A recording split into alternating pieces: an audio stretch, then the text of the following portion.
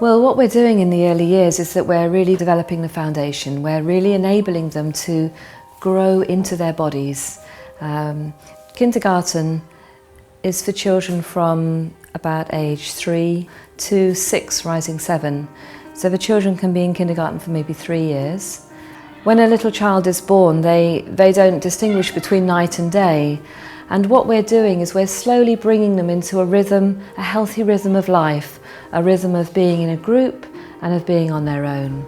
And in kindergarten, most of the rhythm out is free play, and the rhythm coming in is the adult-led activities.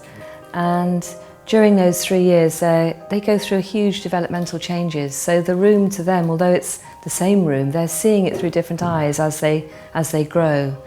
The 3-year-olds will come and very often sit with the adult and do the adult-led activities. And the 4 and 5-year-olds are too busy playing to come and do anything with the grown-ups usually. And their imagination is incredible, and they use all the materials in the room which are very much open-ended materials like planks and cloths and ropes. They use the furniture to build and do construction work, and the children are learning through this play. This is how they learn. In fact, the play is the work of childhood.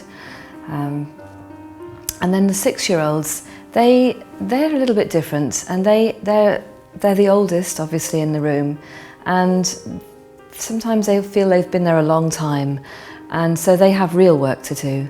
And they're the ones that really can come along and get the soup made almost without any adults being around. They can make bread. This morning we made soup over the fire, and it was the older children who were chopping the vegetables.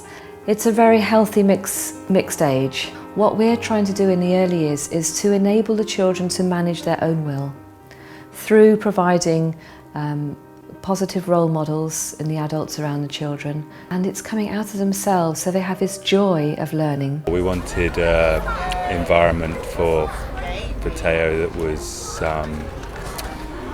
very relaxed, very nourishing, that had space and time for his needs and his development.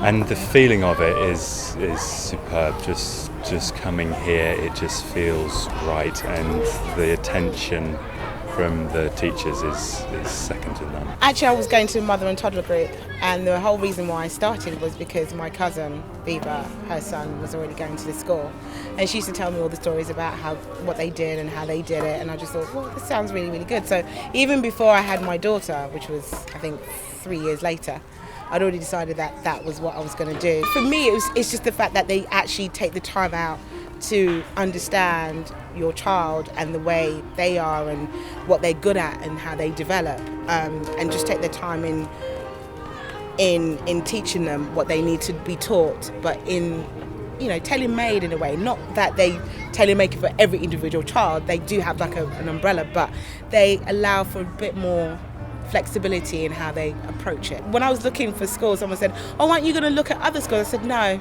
I know that's the school she's going to, so there's no need for me to look at anything else." So that was it for me, yeah.